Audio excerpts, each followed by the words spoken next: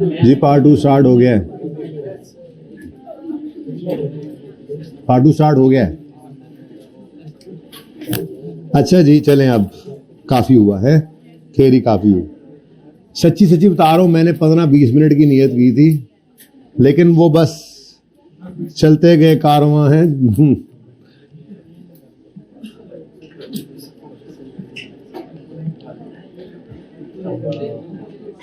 ओए, ये भी करने थे। चलो पहले आप जरा क्वेश्चन 5 पे ही आ जाएगी। क्वेश्चन 5 की आवाज आई है। 4 भी होमवर्क में था, 5 भी था, 4 भी था, है जी। पहले 5 ही कर ले। 5 वैसे तो हो गया था, लेकिन जरा इसको लिखने का तरीका भी आना चाहिए, तो जरा पेन गर्म कर लो अपने अपने। लेकिन मैं ये एक ही सवाल लिखवाऊंगा आज, थोड़ा सा आइडिया हो जाए कैसे लिखते हैं। उसके बाद मैं हर सवाल एंट्री करके एक्सप्लेन करूंगा, लेकिन लिखना आपने है, क्योंकि पर्चे में मैंने साथ नहीं जाना। क्यों चला जाऊं? चले जी, आ जाए। क्या कह रहे हैं?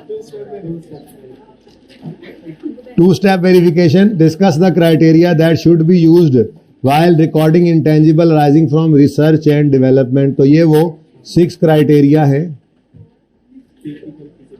जिसके अंदर टेक्निकल फिजिबिलिटी था, फिर इंटेंशन टू कंप्लीट था, फिर एडिक्वेट फाइनेंशियल और टेक्निकल रिसोर्सेज था, एबिलिटी टू यूज और सेल था, डेमोन्स्ट्रेशन के कैसे यूज या सेल करने का फायदा आएगा, और कॉस्ट रिलायबली।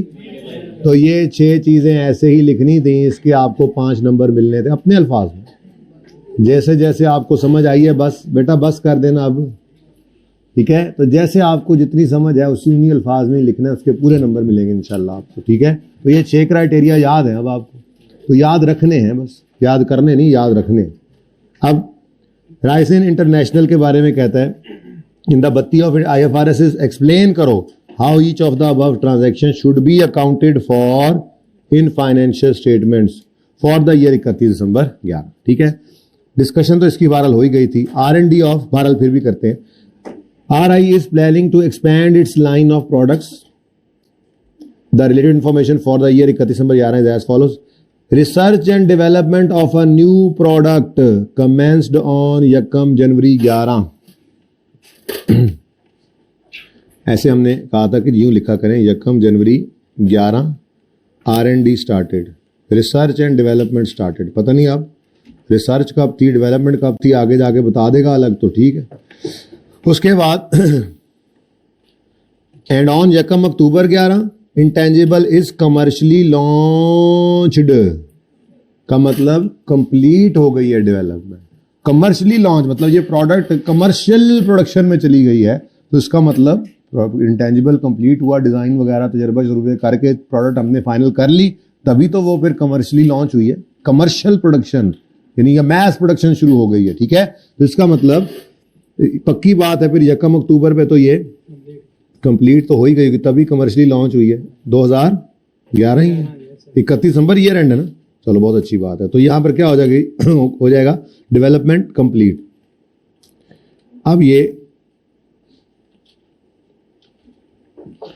ये जो अरसा है, अरसा कितना बना? 9 मंथ्स का। ये 9 मंथ्स का जो अरसा है, इस दौरान खर्चे हुए होंगे। किस किस किस्म के खर्चे इसकी कॉस्ट में ऐड हो सकते हैं वो भी हम पढ़ आए हैं।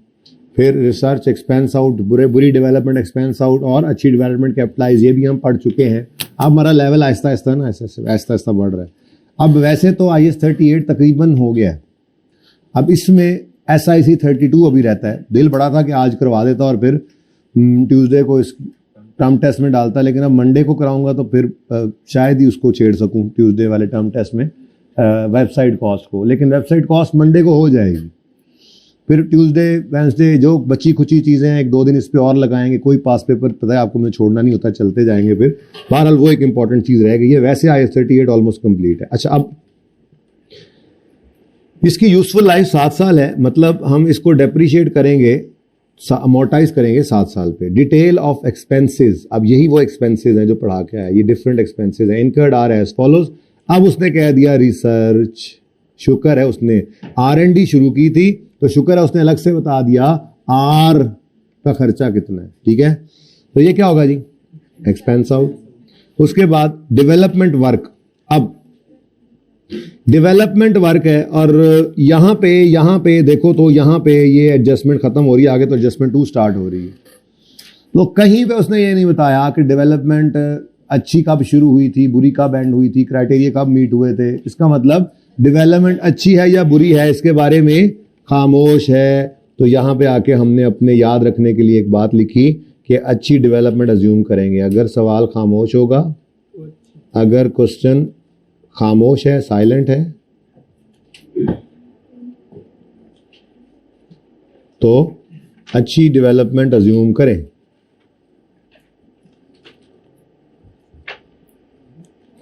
अगर हमने अच्छी डेवलपमेंट अज्यूम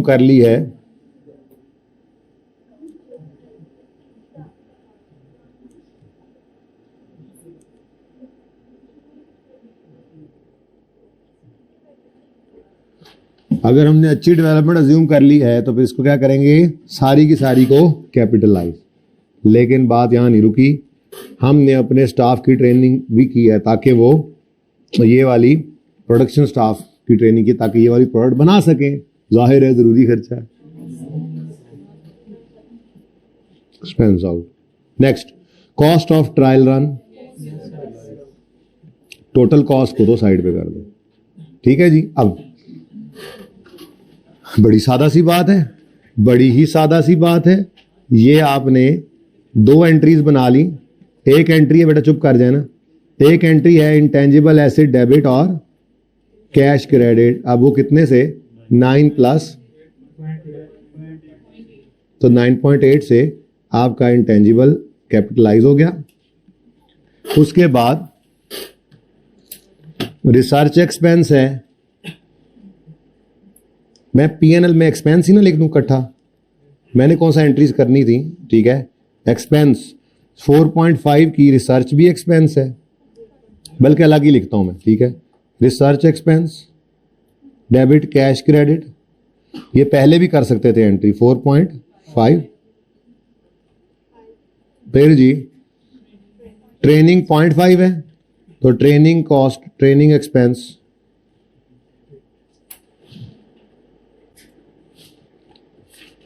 कैश क्रेडिट 0.5, ठीक है जी। और उसके बाद एक चौथी बात भी इसमें कर सकते हैं हम, वो क्या है कि जब ये 1 अक्टूबर को कंप्लीट हो गया तो अक्टूबर, नवंबर, दिसंबर 3 महीने यूज हो गया तो अमोर्टाइजेशन भी आ जाएगी। अब amortisation expense debit, accumulated amortisation credit, इसके लिए 9.8 ही है बस, ठीक है। तो 9.8 डिवाइडेड बाय लाइफ कितनी है, डिवाइड बाय 7 कर लिया और 3/12 पॉइंट। लेकिन अब बच्चों बात यह है कि एंट्रीज तो उसने मांगी नहीं हुई। अब ये जो सारी बातें मैंने यहां पर एंट्रीज की फॉर्म में लिखी हैं, ये आप कर रहे हैं एंट्रीज, इसके नंबर नहीं मिलने आपको, नंबर तो आपको मिलने हैं। तो यही बातें हैं बेटा, बस अपने अल्फाज में आपने लिख देनी है। थोड़ा सा टेक्निकल जार्गन जुर्गन 2-4 यूज कर लेने हैं, स्टैंडर्ड की जबान में थोड़ी सी बात लिख लेनी है, वो तरतीब सीख लेंगे अभी इंशाल्लाह, ठीक है। तो फिर शुरू करें जी लिखना। अब ये क्या है, एक नई प्रोडक्ट है, मैं ए पार्ट नहीं करा रहा, ठीक है ना। बी के अंदर फर्स्ट के बारे में लिखें।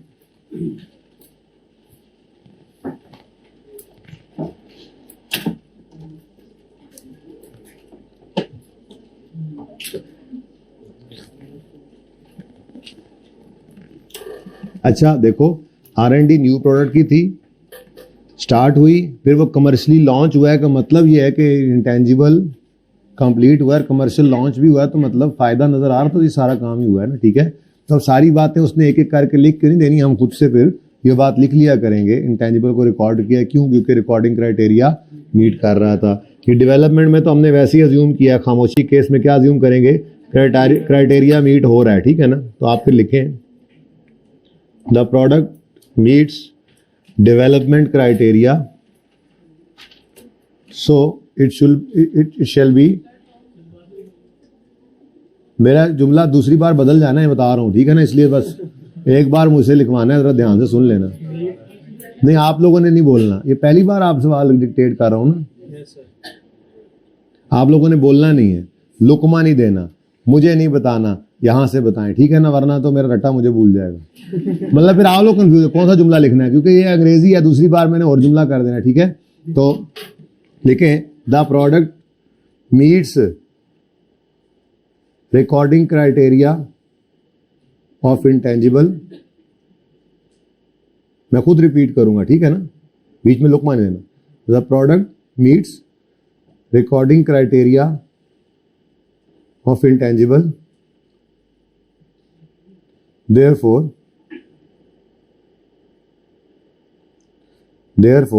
it shall be capitalized, therefore it shall be capitalized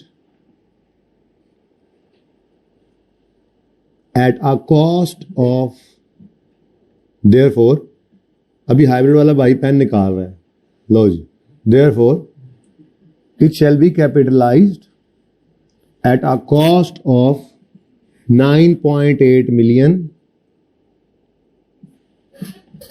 और ब्रैकेट में अब ये लिखें ऐसे, कैसे बना 9.8, ये सामने आ गया, ठीक हो गया।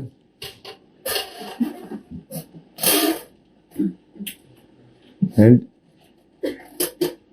therefore it shall be capitalized at a cost of 9.8 million, ठीक है, फुल स्टॉप। मतलब हमने ये बता दिया कि डेवलपमेंट कॉस्ट भी कैपिटलाइज हुई है और ट्रायल रन की कॉस्ट भी कैपिटलाइज हुई। अलग से अब बताने की जरूरत नहीं कि ट्रायल रन की कॉस्ट विल बी कैपिटलाइज, बता तो दिया होगी कैपिटलाइज। अब इसमें हमने दो चीजें इग्नोर की हैं, एक है ट्रेनिंग और दूसरा है रिसर्च फेज का खर्चा, ठीक है। तो ये दोनों को असल में IS 38 स्पेसिफिकली प्रोहिबिट करता है, रिसर्च को भी। और तो आगे अब लिखें IS 30, अब अगला जुमला लिख लेना, अब ये तो कैपिटलाइज हो गया ना, ठीक है। IS 38 prohibits, IAS 38 prohibits capitalisation of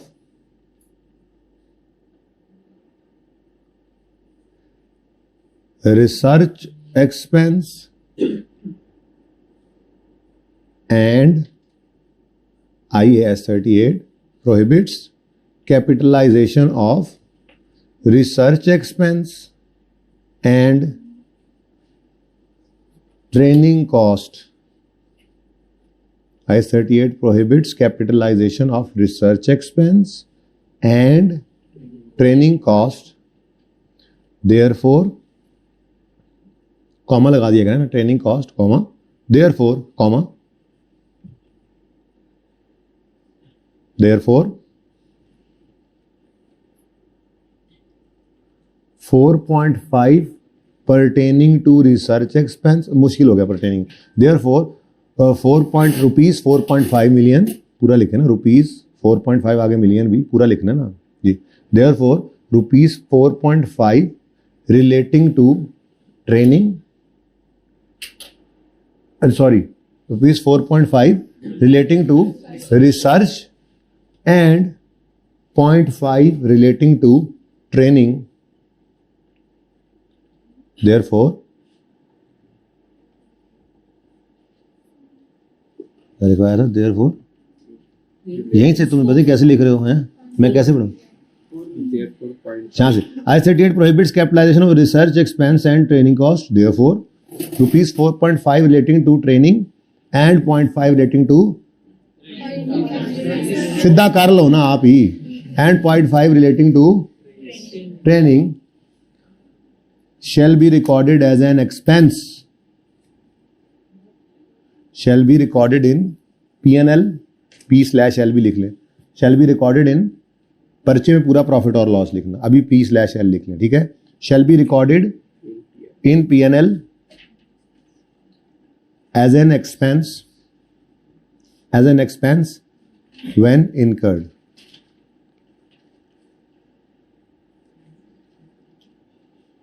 When incurred. Therefore, rupees 4.5 million relating to research and 0.5 million relating to training shall be recorded as an expense in profit or loss. For the year. अच्छा यूं भी कर सकते थे, ज्यादा अच्छा option बता रहा हूं. अब ये ना एक तरीका है लिखने का, थोड़ा सा आइडिया, बाकी बातें वही हैं. हर बच्चे का जुमला अलग होगा, कोई मसला नहीं है. सोल्यूशन देखोगे और होगा, कोई मसला नहीं. बातें पूरी होनी चाहिए. लाइन के बैगर्स नहीं बनना है इसमें. पूरा कॉन्सेप्ट आपके पास था, सिर्फ थोड़ा सा दिल बड़ा करके लिखना है आपने कि हम लिख लेंगे. और जब आप देखेंगे 60-70% उसका सोल्यूशन मैच हो रहा है, इनफ. आई कैप का ही एक ही एडजस्टमेंट मिलती हुई अगली बार सोल्यूशन आएगा. अंग्रेजी डिफरेंट होगी, अंग्रेजी है ना, डिस्कशन का तरीका डिफरेंट हो सकता है, कोई इशू नहीं है. हमने नहीं बदलना तरीका, ठीक है, हम नहीं बदलेंगे तरीका. आपको देखते हैं, अल्लाह करे शायद अभी नहीं दिखाता. खैर एक सफा था, बल्कि देख ही लेते. यहां पे एक सफा आपकी किताब में होना चाहिए, how to solve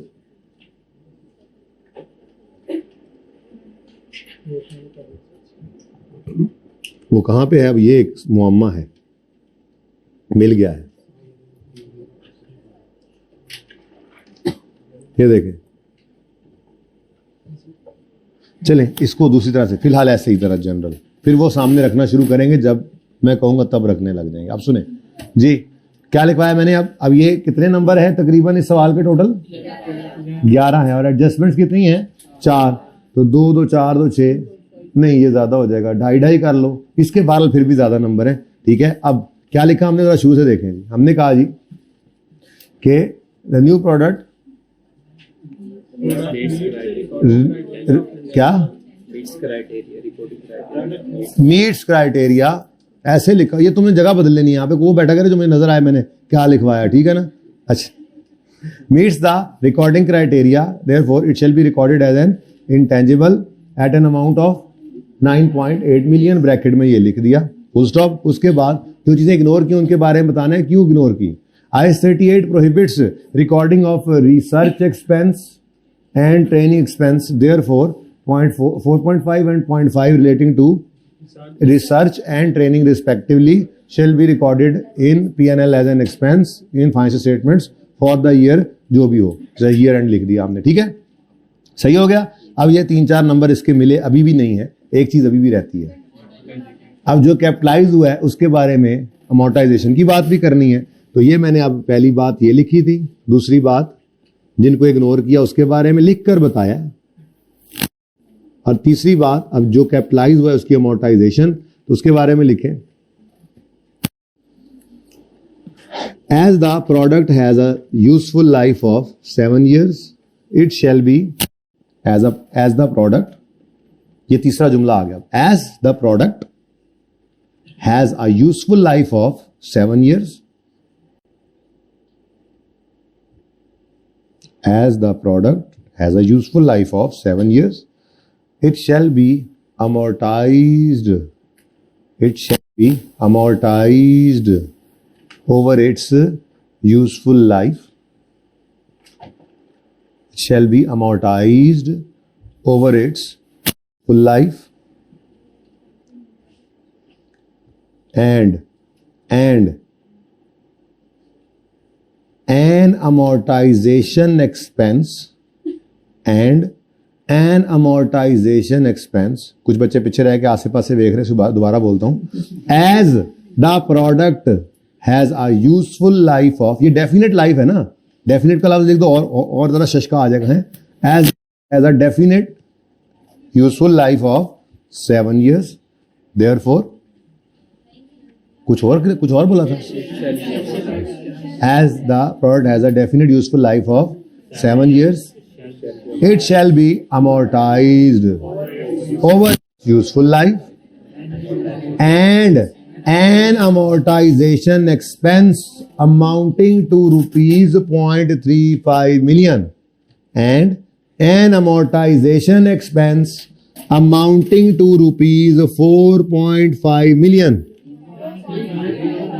Sorry, and an, मेरा ध्यान इधर था, देखो, and an amortisation expense amounting to ₹0.35 million, आगे ब्रैकेट में ये शो करना जरूरी है कैसे निकाला है, ठीक है। And an amortisation expense amounting to 0.35 million, आगे लगाओ ये, shall be recorded in profit or loss for the year ended 31 December 2011। मैंने कहा ना बीच में नहीं बोलना।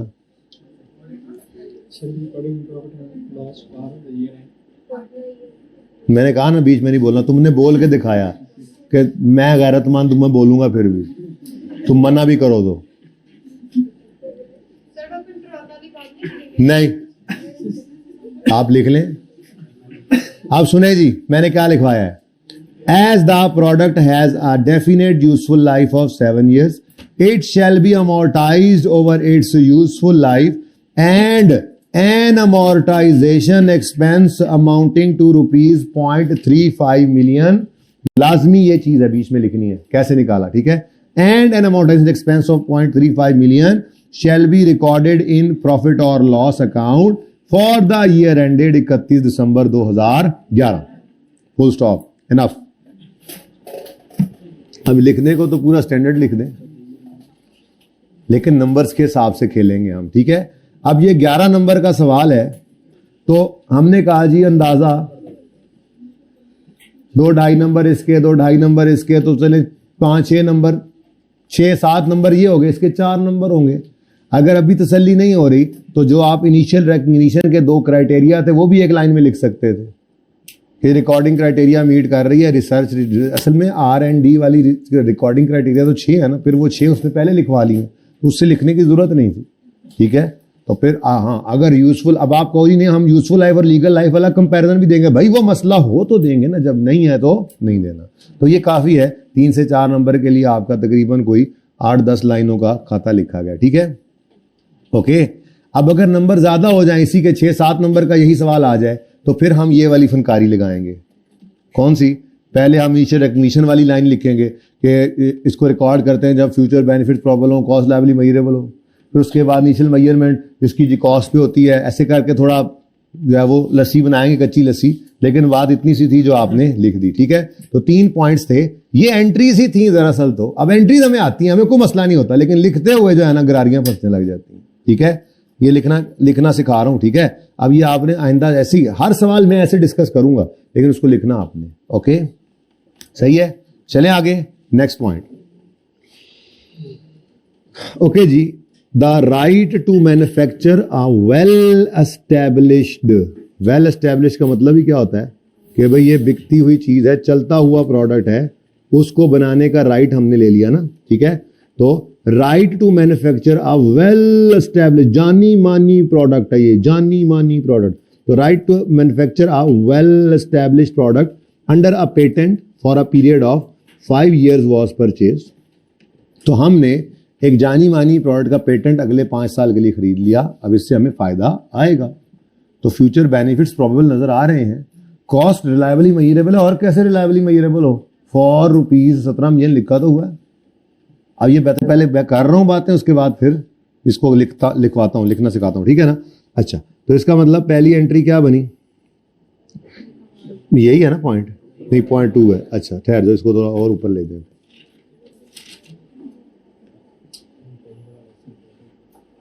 अच्छा जी, अब वेल एस्टेब्लिश्ड प्रोडक्ट है तो उस को रिकॉर्ड कर लेंगे as an intangible, future benefits probable है और कॉस्ट रिलायबली मेजरेबल है, तो it shall be recorded at cost of 17 million, ऐसा ही है। तो 17 million intangible asset debit.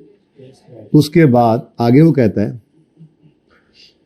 The patent has an expected remaining life of 10 साल। RI has option to renew the patent for further 5 years, लेकिन उसके लिए पेमेंट कितनी करनी पड़ेगी। तो हमने इसके लिए फिर कहा था जी दूसरी एंट्री होगी अमोर्टाइजेशन की, और amortisation expense debit, accumulated amortisation जो हम क्रेडिट करते होते हैं उसमें हमने 17 को डिवाइड करना है शॉर्टर ऑफ लीगल लाइफ और यूजफुल लाइफ, ठीक है। अब यूजफुल लाइफ कितनी है, पहली बात तो यह है कि लीगल लाइफ कितनी है। चलो खैर वही अपनी तरतीब पे रहते हैं। लीगल लाइफ में ओरिजिनल 5 साल तो थे, लेकिन चूंकि रिन्यूअल ऑप्शन कितने पर है 12। ओरिजिनली 17 की एक चीज खरीदी तो क्या 12 उसके मुकाबले में ना होने के बराबर है? अच्छा, अब 1-2 का सवाल में क्या दिया करेगा, आपको कहेगा कि इनकी इंटेंशन है कि ये रिन्यू करेंगे। आपकी इंटेंशन के ऊपर स्टैंडर्ड ने तो रूल ही नहीं दिया। स्टैंडर्ड तो ये कहा है कि अगर आपका ये रिन्यूअल मिनिमल कॉस्ट पे है तो बस अज्यूम करो कि करेंगे और ऐड कर लो लाइफ, लीगल लाइफ के अंदर एक्सटेंशन रिन्यूअल, ठीक है ना। तो ये धोखा कभी दे सकता है आपको, धोखा दे सकता है आपको, ठीक है। या यूं लिखा हो कि minimal renewal minimal cost per है और वो कह रहा है कि जी हमें लगता है कि शायद हम ना ही करें। भी आपके लगने से कुछ नहीं होता, स्टैंडर्ड ने कहा है मिनिमल है तो ऐड कर दे लीगल लाइफ के अंदर। तो ये स्टैंडर्ड का एक्सप्रेस रूल है ना, इसलिए आपकी इंटेंशन इसमें काम नहीं आएगी, ठीक है। खैर चले, फिलहाल तो ऐसी कोई बात नहीं थी, किसी और सवाल के लिए तैयारी पकड़ी थी हमने। तो लीगल लाइफ 5 साल, यूजफुल लाइफ तो शॉर्टर क्या है, ठीक है जी। तो ये डेप्रीसिएशन, फॉर डेप्रीसिएशन हम यूं लिखते होते हैं, ठीक है, इसमें से शॉर्टर, ठीक है जी। अब ये जनाब 5 आया, अब ये किस दिन खरीदा था आपने, रकम मार्च को, तो फिर 10/12, 10/12 आंसर। अब ये 2.83 की अमोर्टाइजेशन है, एंट्री कर दी मैंने, आपने तो लिखना है, आपने तो एक्सप्लेन करना है, एंट्रियों के नंबर नहीं मिलने फिर यहाँ पे। अब ये सारी बात भी लिख कर बता देते हैं, कोई मसला नहीं। तो लिखना शुरू करो।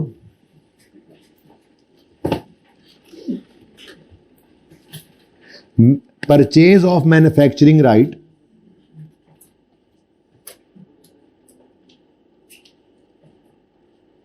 Purchase of manufacturing right shall be recorded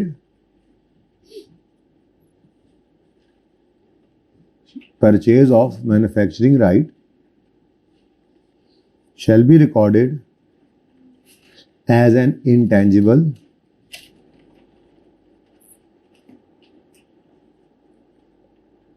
purchase of manufacturing right shall be recorded, recording नहीं recorded, shall be recorded as an intangible, as an intangible asset, ठीक है।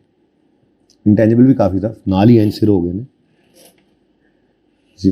Purchase of manufacturing right shall be recorded as an intangible as future economic benefits are probable, as future economic benefits are probable. मेरी तरफ से लिख लो bracket में well established product है, मतलब क्यों प्रोबेबल क्यों है, वेल एस्टैब्लिश्ड, ठीक है ना। As future economic benefits are probable, bracket में लिखो it is a well established product, bracket close कर दो। परचेज भी लिख देना, कोई बात नहीं। तो purchase of N intangible, purchase of manufacturing right shall be recorded as an intangible as future economic benefits are probable, it is a well established product, bracket close, and cost can be measured reliably, and cost can be measured reliably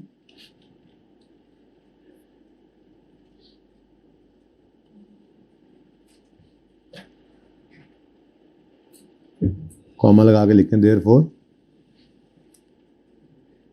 therefore it shall be recorded as an intangible, therefore it shall be recorded as an intangible at its, दोबारा नहीं भैया मैं and पे बताऊंगा, therefore it shall be recorded as an intangible at its purchase cost of, at its purchase cost of 17 million. अब मैं दोबारा बोलूंगा, परचेज ऑफ मैन्युफैक्चरिंग राइट, अच्छा इससे जरा बेहतर करें, ब्रैकेट में लें एक चीज को, अगर उसके बगैर जुमला अच्छा लगा तो फिर काट देंगे, shall be recorded as intangible को ब्रैकेट में क्लोज करें. अब जुमला मैं इसके बगैर जरा पढ़ता हूं कैसा लगता है. Purchase of a manufacturing right has future economic, मतलब purchase of manufacturing right has future economic probable economic benefits and cost can measure reliably, therefore it shall be recorded as an intangible at its purchase cost of 17 million. ये भी ठीक है, पहले वाला भी ठीक है. अब जुमला मैं बोल रहा हूं दोबारा, जो रह गए थे दोबारा वालों के लिए ना एक तरीका बता रहा हूं जिंदगी के लिए. अब आइंदा जो बोला जाता है ना जुमला साथ ना लिखा करें, एक बार पूरा सुना करें ध्यान से. अच्छा लिसनर लिख भी लेगा, समझ भी लेता है जैसे, ठीक है ना. तो पूरा जुमला पहले आपने सुनना है, फिर लिखना शुरू करेंगे तो इंशाल्लाह ये दोबारा नहीं करना पड़ेगा.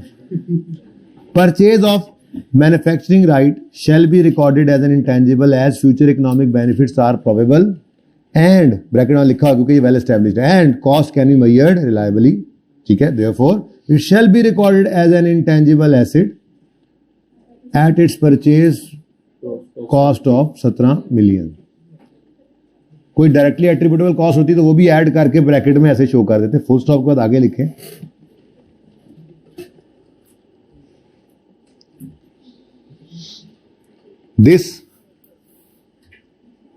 दिस राइट यानी दिस इंटेंजिबल लिख दें.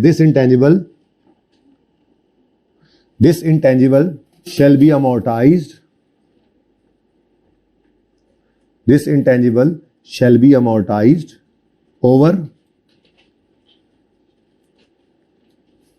over 5 years. This intangible shall be amortized over 5 years. आगे ब्रैकेट में लिखें being shorter of legal life or useful life. Being shorter of legal life or useful life. बात तो पूरी बतानी है ना. तो दोबारा बोल रहा हूं. This intangible shall be amortised over 5 years. क्यों 5 years? क्योंकि ये दोनों में शॉर्टर है. Being shorter of legal life और यूजफुल लाइफ. Full stop. अब अगली बात भी लिखनी है कि क्यों आपने रिन्यूअल को ऐड नहीं किया, तो वो बात लिखें. बल्कि एक मिनट, अमोर्टाइजेशन की फिगर यहीं बताना दें. हाँ, ये यहीं पे लिख जाते हैं और फिर एंड पे वो लिखते हैं. ठीक है, तो द इंटेंजिबल शैल बी, आपको हाथ हटाना भाई. वो बाद में फिर पता है कि ये इतने लाइन के बैगर हैं, ये कहते हैं दूसरी बार जुमला बदल गया तो हमने सोचना भी नहीं है, कोई नहीं अपने से पूरा कर लें, इसलिए मुझे देखने दिया करो. This intangible shall be amortised over 5 years, being shorter of legal life और useful life, and an amortisation expense of an amortization expense of rupees 2.8 million and an amortization expense of rupees 2.83 million. इधर देखो, ये लाजमी करना है. ये नहीं बताओगे तो उसे कैसे पता 2.83 कैसे आया. Therefore an amortization expense of rupees 2.83 million, bracket में ये वर्किंग शो कर दिया आपने. वही अगली कहानी. Shall be recorded in P&L for the year ended 31 December JWC. देख लो, for the year ended 31 December 2011. Therefore an amortization expense of rupees 2.83 million shall be recorded in P&L profit और loss account for the year ended 31 December 2011. अच्छा, अब वो जो renewable option की कहानी गुल कर दी आपने, वो कह रहा है 12 मिलियन में रिन्यू भी होना है, 5 साल से रिन्यू हो सकता है. आपने लिफ्ट ही नहीं कराई उसको, तो क्यों नहीं कराई इसके बारे में बताना पड़ेगा. तो अब अगली आखिरी लाइन लिखें इस पॉइंट में, ये भी मुफ्त का नंबर ले लें, मिस नहीं करना. The renewal period of 5 years is ignored. The renewal period of 5 साल ही था ना, can be renewed further. The renewal period of, मुझे लगता है कि आप थोड़ा लंबी हो रही क्लास, लेकिन ये आज सवाल लिखवा के भेजूंगा. जिसने नहीं लिखना बेटा वो जा सकता है, मैंने कभी मना किया है? Please leave the class. No sir वाले फजूल लोग, निकालो इसको, को क्लास निकल जाए। मुझे तो पता है कौन है, तुम लोगों को भी पता है कौन है। चलो बैठा रहे। अब मैं कहा करूँ निकल जाए, तो तुमने कुंडी लगानी है आमिर भाई, निकल जान नहीं देना मैं जी।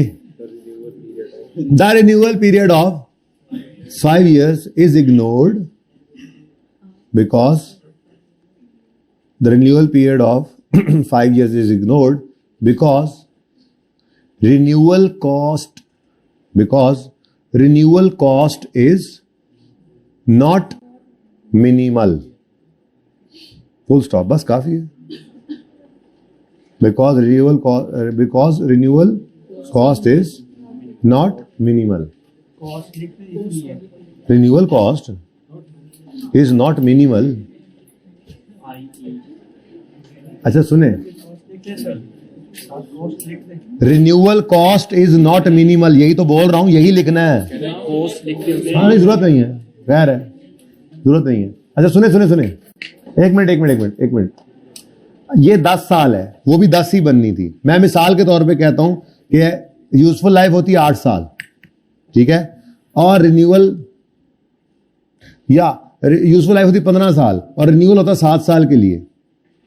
एक बात है ना, ठीक है, तो यूज होनी थी वही वाली लाइफ, ऐड होनी थी। अगर रिन्यूअल मिनिमल होता तो उसके लिए लिखना हो तो क्या लिखोगे, ये इसी तरह से कहानी चली आ रही होगी। उस वक्त आप ये लिखोगे कि जी इस एसेट को मोटाइज करना है, वो लीगल लाइफ में प्लस करके ना इतनी लाइफ पे, और ये एक्सपेंस आना है, और फिर नीचे इसी तरह से अलग लिखना है कि रिन्यूअल पीरियड को ऐड क्यों किया है, because renewal cost is minimal. ठीक है, दूसरी तरह से भी आ सकता था ना, आप ऐड कर देते अगर इसी सवाल में, तो जुमला इसी तरह से एंड पे लिया। यानी यही तरतीब रखनी है जब कभी अमोर्टाइजेशन की बात आए तो आपने बताना है कि जी इंटेंजिबल की लाइफ है, ये अमोर्टाइजेशन इतने पर होगा, ये एक्सपेंस आना है, और रिन्यूअल ऑप्शन को इग्नोर क्यों किया है, क्योंकि वो मिनिमल कॉस्ट नहीं थी। और अगर आपने ऐड किया हो वो सवाल में तो यही जुमला कैसे बन जाएगा, ये उसको हमने ऐड इसलिए किया क्योंकि मिनिमल कॉस्ट है। ठीक है ना, कॉस्ट लिखने की जरूरत नहीं है, लिख दो तो भी खैर है, लिखने की जरूरत नहीं है वैसे। ठीक है, अच्छा जी, तीसरा पॉइंट, अब उससे भी सिंपल होता जा रहा है सवाल। भाई इसको अपना लिखने देना, इसको लिखने नहीं देना आसपास वालों। हाँ ले लो, इससे पेन ले लो। हाँ सही है, तुम दूसरा रजिस्टर ले लो, दूसरा रजिस्टर। अब वापस करो इसको, ऐसे करोगे बेचारे के साथ। RI has acquired a brand, acquired, ठीक है, at a cost of, the cost was incurred in the month of June, life of brand is 10 years, currently कोई एक्टिव मार्केट नहीं है इस ब्रांड की, लेकिन इंशाल्लाह हो जाएगी। तो भाई किसी वजह से ही लिया होगा, पागल थोड़े ही हम कि जाके पैसे खर्च करके, कितने पैसे खर्च कर दिए, 20 लाख रुपए का ब्रांड खरीद लाए हैं, अभी एक्टिव मार्केट नहीं है, हम इश्तेहार चलाएंगे, हो जाएगी बेहतर, कोई मसला नहीं। ठीक है, फर्क सिर्फ ये है कि इसकी लाइफ है, हाँ तो बस ठीक है, तो वेरी सिंपल। तो भाई ठीक है, ब्रांड एक्वायर किया, करंटली इसकी एक्टिव मार्केट नहीं है, तो बहुता करो ना, बहुता करो, बहुत ही तकलीफ हो रही है जिनू, तो वो एक लाइन एंड पे डाल देना कि एक्टिव मार्केट नहीं है तो इंपेयरमेंट टेस्ट से गुजार ले, मैक्सिमम, इससे ज्यादा कुछ नहीं करना। ये है ना कहना, हो सर इसकी एक्टिव मार्केट ही नहीं है इसलिए हमने इसको इंटेंजिबली रिकॉर्ड नहीं करना। ओ भाई तुम इतने को मतलब एरोप्लेन्स थे कि तुम ब्रांड 20 लाख का खरीद लाए हो और तुम्हें लगता है कि वो कोई उसकी मार्केट होनी भी नहीं है। बता तो रहा है, ये उम्मीद ही तो ला रहा है कि हम मार्केटिंग कैंपेन लॉन्च करेंगे, बिकेगा ब्रांड, बिकेगा, ये चीज बिकेगी, ब्रांड ये फायदा देगा, टेंशन ना लें, टेंशन मत आवा। ठीक है, ब्रांड फायदा देगा, इंशाल्लाह देगा फायदा। ठीक है, लेकिन अगर आपने खामखा इस नो एक्टिव वाली लाइन को पकड़ना ही है ना, तो सारी कहानी लिख कर कि ये कैपिटलाइज करेंगे, इसको मोटाइज करेंगे 10 साल पे, ये मॉडल एक्सपेंस आना है, और साथ ही छोटी सी लाइन डाल देना एक्टिव मार्केट नहीं है इसलिए बेहतर है इंपेयरमेंट टेस्ट से गुजार दें। अब चूंकि ये थ्योरेटिकल क्वेश्चन है ना, तो यहां पर रिकवरेबल अमाउंट ना भी दी हो तो मैं ये जुमला लिख सकता हूं, मैंने सिर्फ यही लिखना है कि हम इसको इंपेयरमेंट टेस्ट से गुजार देंगे by comparing book value with recoverable amount, full stop, मुफ्त का नंबर। ठीक है, और सही है तो लिखो। पहली बात, पहले इसको कैपिटलाइज तो करें, तो पहले लिखा परचेज ऑफ मैन्युफैक्चरिंग राइट है, ऐसे ही जुमला ऐसा ही रहे ताकि नई नई चीज ना याद हो, नया जुमला ना हो। तो लिखो purchase of brand purchase of brand shall be recorded as an intangible. देखो एक मिनट रुको जरा, एक मिनट रुकना जरा, मेरी तरफ देखो जरा। प्रोबेबल का मतलब क्या होता है? 100%, 50% से ज्यादा, बस 90% से नीचे ही होता है ये। हाई चांस है, तो चांस की बेस पर ही हम एसेट लेकर आए होते हैं और फिर हमें प्रोबेबल होता है कि फ्यूचर में फायदा देगा, नहीं देता तो वो राइट ऑफ कर देते हैं। देने लग जाता है तो ठीक है, वो फायदा आने लग जाता है, ठीक है ना। प्रोबेबल का मतलब ये होता है, को कंफर्म तो बात नहीं होती, बस उम्मीद होती है, उम्मीद पे दुनिया कायम है। तो क्या लिखवा रहा हूं, भाई नकल कराई। परचेज ऑफ ब्रांड, मैं ऊपर वाले से नकल कर रहा हूं असल में। Purchase of brand shall be recorded. अच्छा, इंटरनली जनरेटेड होता तो अब उसके लिए लाइन और होती, वो क्या कहते हैं, ये इंटरनली जनरेटेड ब्रांड है, आगे 38 प्रोहिबिट करता है इंटरनली जनरेटेड ब्रांड को कैपिटलाइज कर, इसलिए इसको कैपिटलाइज नहीं है, ये इस तरह का जुमला आ जाता। खैर फिलहाल तो ये परचेज्ड है, तो परचेज्ड ब्रांड या purchase of brand shall be recorded as an intangible because it is because कैसे पीछे लिखा था, बिकॉज नहीं, because future economic, it is को काट दो। मैं बिल्कुल पिछले ऐसा जुमला बना रहा हूं ताकि आपको मिलता जुलता जुमला मिल जाए कि जब कभी एसेट खरीदेंगे तो मिलती जुलती बात लिख लेंगे ना, आसानी हो जाएगी, ठीक है। तो purchase of brand shall be recorded as an intangible because future economic benefits are probable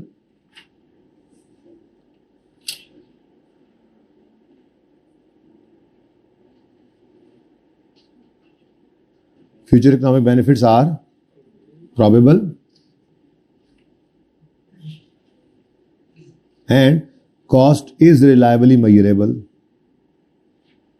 is reliably measured लिख लें, पहले क्या लिखा था, and cost can be measured reliably, ठीक है, वही वाला जुमला लिखें। future economic benefits are probable and cost can be measured reliably, और कितनी मेजरेबल हो, 20 लाख कह तो रहा है, दे कर आए हैं, ब्रांड खरीद कर लाए हैं। Cost can be measured reliably, नक्कल कराना जी। देयरफॉर, तुम अपना सीधा रख के लिखो, हाँ, therefore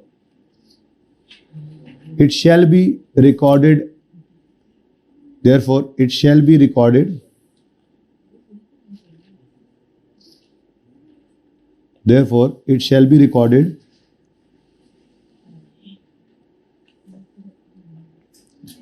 at its purchase cost of 2 million, therefore it shall be recorded at its purchase cost of rupees 2 million, full stop। अच्छा, अब देखो यहीं पर कोई डायरेक्टली एट्रीब्यूटेबल कॉस्ट आ जाए तो वो भी बीच में ऐड करके बंदा साथ ही लिख देगा ना, ठीक है। अच्छा, अब ये कैपिटलाइज हो गया जी, अगला काम क्या करना है, यानी इसकी भी यही एंट्री करनी थी, ठीक है। Intangible asset debit cash. अब ये एंट्रीज तो करनी नहीं है ना, उसके बाद ये तो आपने बताना है इसको अंग्रेजी में, अमोर्टाइजेशन इसकी भी होगी भाई। अब इसके बारे में 2 मिलियन की कॉस्ट है और लाइफ उसने कितनी बताई है, 10, और कोई लीगल शीगल वाला चक्कर भी कोई नहीं है, इंडेफिनिट भी कोई नहीं है, वर्क इन प्रोग्रेस भी नहीं है, तो 10 से डिवाइड करें। और कब ये ब्रांड खरीदा, तो 7/12, आंसर 0.11, 11 या 1 जो भी दिल करे लिख लेना यार। अच्छा,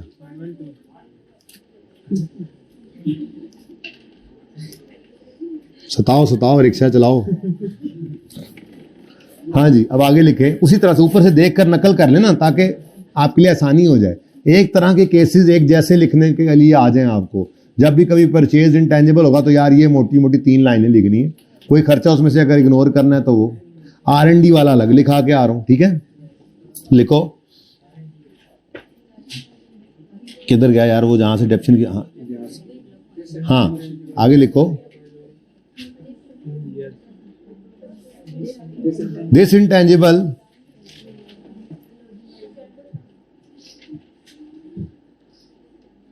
shall be amortized at its definite useful life। इसमें वो जुमला भी बता देते हैं कि डेफिनेट वाला इसलिए कर रहे हैं रोब झाड़ रहे होते हैं ना हम, तो this intangible shall be amortised. This intangible अच्छा नहीं लगा तो ब्रांड भी लिख सकते हैं, this brand shall be amortised over it's definite useful life. This brand या दिस इंटेंजिबल जो भी लिखा हुआ, this brand shall be amortised at its over its definite useful life of 10 years and an amortization expense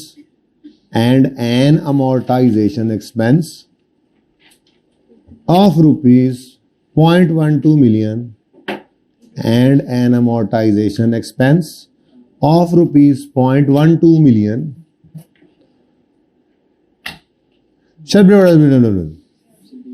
लिख लो ना आगे, इसलिए तो एक जैसा जुमला बना रहा हूं जिंदगी आसान करने के लिए। अब कुछ तो मेरी भी आसान करो। Shall be recorded as an expense in PNL, बल्कि एज एन एक्सपेंस लिखे, अमोर्टाइजेशन एक्सपेंस पहले लिख के आए, ठीक है। And an amortisation expense of rupees 1.12 million shall be recorded in profit और loss account for the year ended 31 December 11। ਹੁਣ ਪਤਾ ਲੱਗਾ 11 ਨੰਬਰ ਲੈਣ ਲਈ ਕਿੰਨਾ ਲਿਖਣਾ ਪੈਂਦਾ, ਹਾਲੇ ਇੱਕ ਪੁਆਇੰਟ ਰਹਿੰਦਾ है। जिसने जाना है दरवाजा खुला कर दो यार, कोई नहीं बंद करना, जाने वाले को कोई नहीं रोकेंगे। आज हम जाएं, दूर हो जाए मेरी नजरों से। जुम्मे वाले दिन थोड़ी सी गुंजाइश दिया करें प्लीज। अब इत्तेफाक से ये सवाल शुरू हो गया ना, इसमें लिखवाना पड़ेगा। जिंदगी का पहला सवाल लिखवा रहा हूं आपको, शक्लें ना बनाएं प्लीज, स्माइल करके मुझे दिखाएं सारे। चलें, मुझे पता है अभी भी कुछ बच्चे दिल में नाराज हैं और स्माइल भी नहीं कर रहे हैं। स्माइल करें सारे, मैंने करवा के भेजना। आखिरी कोई क्वेश्चन है ना तो वो मैं क्लास एंड करूंगा तो रुक के पूछ लेना, इसी से ही है। बच्चे ने जिम्मेदारी तेरी। पूछ। बुक वैल्यू बैलेंस शीट में आएगी ना, डबल एंट्री होती है, जरूरत नहीं है बताने की, क्योंकि एसेट रिकॉर्ड किया है। हम अमोर्टाइजेशन की एंट्री करेंगे तो बुक वैल्यू बन जाएगी, ठीक है। जरूरत नहीं है, लिख दोगे तो खैर है, पर जरूरत नहीं है। अच्छा सुने, इन सितंबर अच्छा हाँ सॉरी, एक अहम लाइन तो भूल ही गए। फुल स्टॉप के आगे लिखे प्लीज प्लीज प्लीज प्लीज, ये बड़ी अहम लाइन है, ठीक है। As there is no active market of this brand, अगर किसी को मजबूरी है चला जाए, मैं पार्ट अपलोड कर दूंगा यहां से ऑनवर्ड्स। एज देयर इज जुमे के बाद जाने वाले जा सकते हैं, कोई हो सकता है ना गड्डी गुड्डी आई होंगी बच्चों की कुछ जी। As there is no active, offer लग गई है। As there is no active market for this brand comma, ये जो कॉमा मैं लगवाता हूँ comma, it is appropriate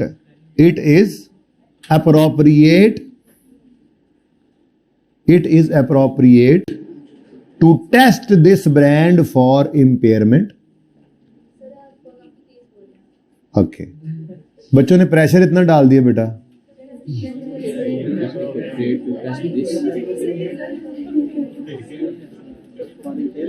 As there is no active market for this brand, it is appropriate to test this brand for impairment। हाले भी गल पूरी नहीं। It is appropriate to test this brand for impairment by comparing book value with recoverable amount। Full stop। By comparing book value with recoverable amount। By comparing book value with recoverable amount। Number 4, in September 10 RI developed a new production process and capitalized it as an intangible at 7 million। चलो तो पिछले साल दी गल है। New process is expected to have an indefinite life।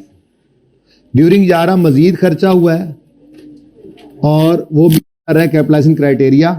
अब यह land तो इतों आ रही सी।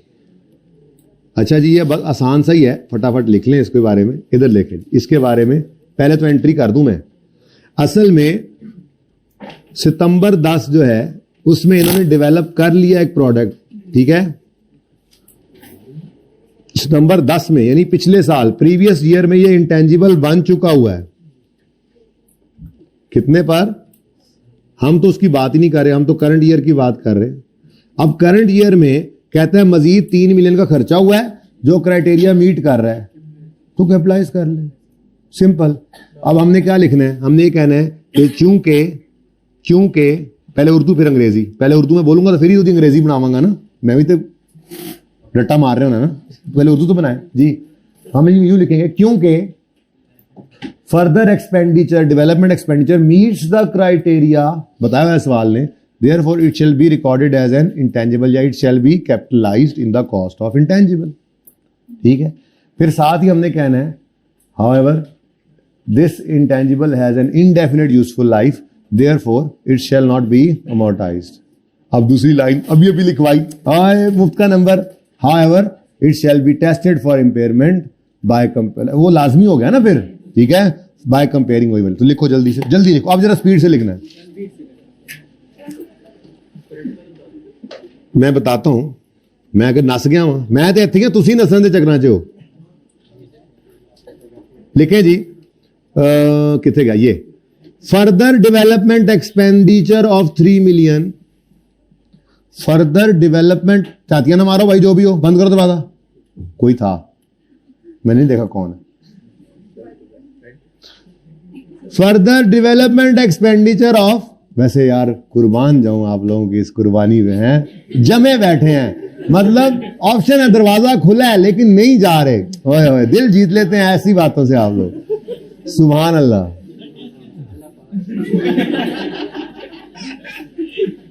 असल में आज मैंने एसीसी की क्लास कैंसिल कर दी है, ज्यादा रिलैक्स में इस वजह से भी हूं। तो खुद सोचो एसीसी मुकरे आज, अगले हफ्ते से सिर्फ तुसी होगे ते मैं होऊंगा, ते चांदी 14वीं रात होगी। सॉरी, चले वापस आए, बस आज के लिए सॉरी, जुमा था जी। जुमा था तो दूसरा सवाल हो, पहली सवाल जिंदगी से आ गए लिखवाने वाला, आज के बाद लिखवाऊंगा नहीं, डिस्कस करूंगा। लिखो, further development expenditure of 3 million on new production process, further development expenditure, जल्दी से लिखा करें, of 3 million on new production process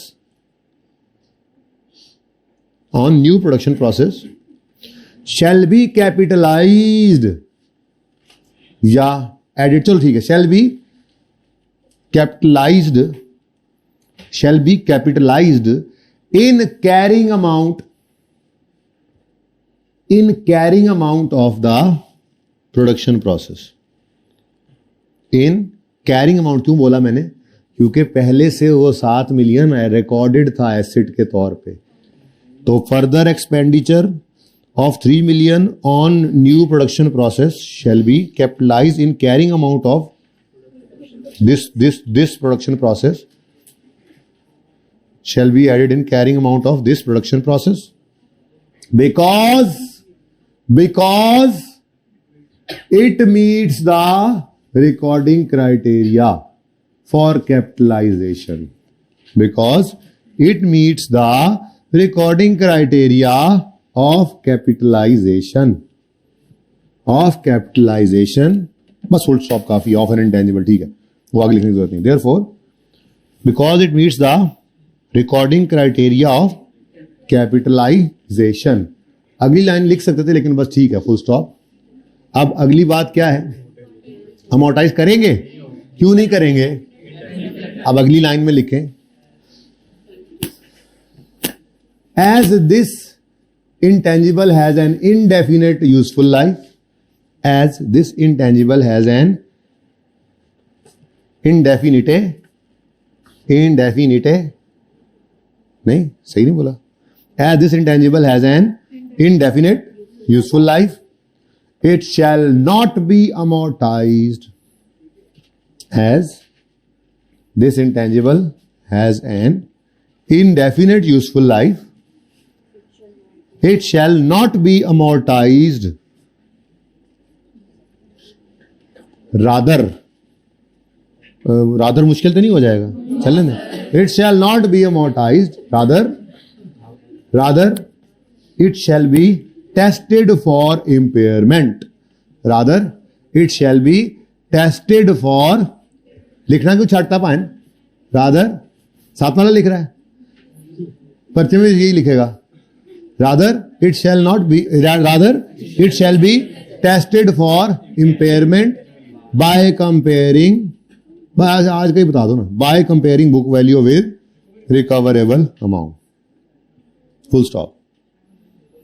By comparing, ऊपर वाली लाइन छाती मार लो ना पिछले सवाल से, by comparing book value with recoverable amount. Full stop. ठीक है. 11 नंबर के लिए पापड़ बेलने पड़े. अब इसका 70% भी आपने लिख लिया तो उम्मीद है 11 में से 9-10 आ जाएंगे.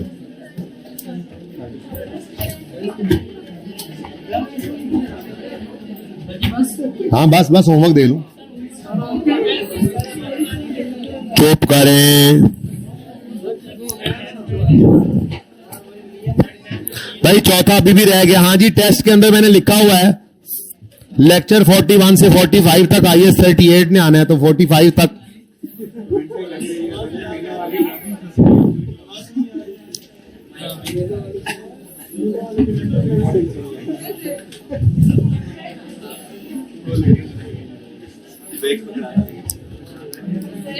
जी बेटा.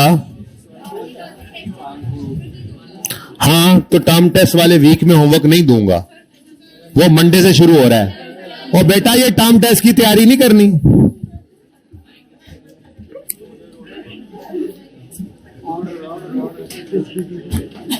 सुने जी, पता नहीं क्यों मेरे दिल में आ रही है, मैंने ये पढ़ा तो नहीं है, नहीं रहने दे, नहीं कर लें.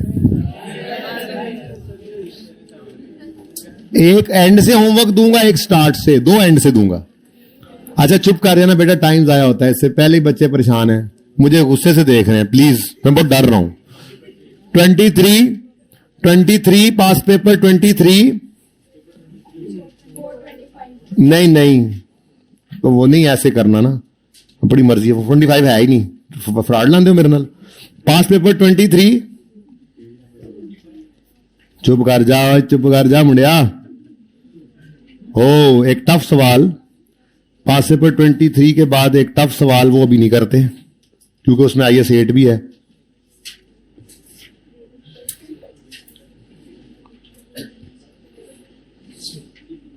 दिल तो बड़ा कर रहा है इसका भी, लेकिन चलो.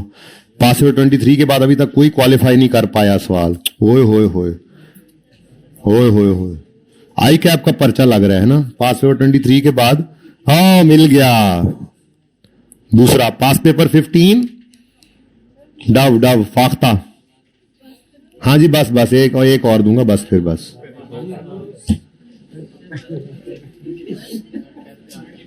ये बेटा टेस्ट की तैयारी के लिए दे रहा हूं, इन्हीं में से सवाल आ जाना है फिर.